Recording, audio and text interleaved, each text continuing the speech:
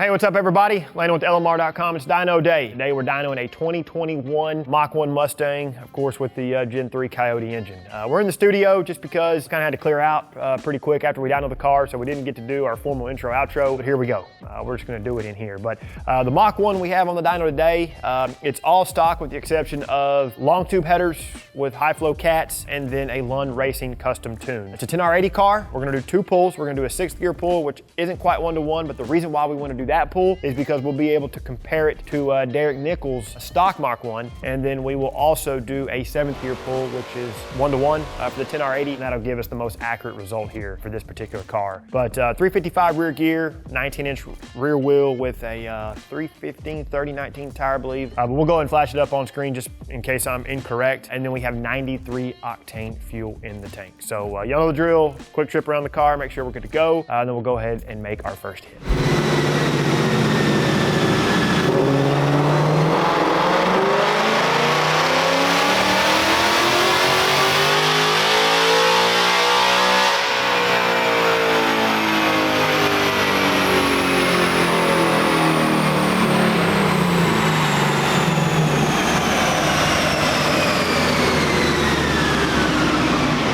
All right, so we'll jump over here. We'll take a look at the first run. Again, this was 6th gear for this particular Mach 1. So in 6th gear, the car made 412.4 horsepower at 7,500 RPM.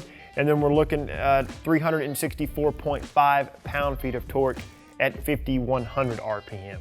We'll go ahead and compare that to Derek's run. We'll leave a link to that video down in the description if you want to check it out, but his car was all stock, 93 octane fuel, yada, yada, yada. You know the drill. Good curve gains for sure with the long tube headers and the custom tune. So if we take a look at Derek's car, it did 390.4 horsepower at 6,300 RPM, and then torque was 353.6 pound-feet at 5,000 RPM. That run of his did stop short, probably like a output speed sensor, I would think, because I remember doing that run and I was on the floor and the car just quit going. So that leads me to believe that that was probably a output shaft speed sensor or something like that, past a certain threshold and said, nope, you're not going anymore. But y'all can do the math on that. Pretty significant gain in 6th gear, especially down here, lower in the curve. We'll go ahead and pull up the 7th gear run now. 7th gear, car is making 437.1 horsepower at 7,300 RPM, and then max torque was 384.8 pound-feet at 5,000 RPM. So y'all hear us talk about 1-to-1 ratios, gear ratios, blah, blah, blah.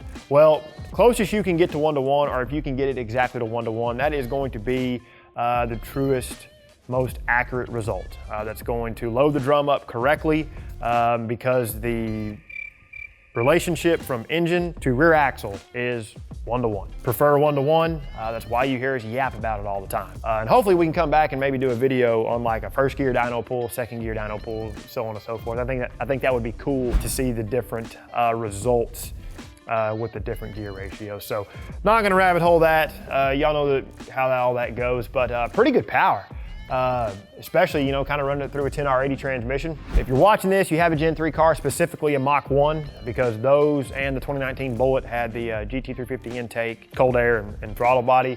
This is about what you could expect. Every dyno is different, every car is different, but it's good that we do this stuff, you know, and we can provide the value to all of you, just in case you're wondering, you know, what the car may make. So that's it. If you enjoy what we're doing, you found value in it, please consider liking the video, subscribe to the channel, turn on notifications, and then until we see you in the next one, for all things S550 Mustang, keep it right here at The Real Enthusiast, LMR.com.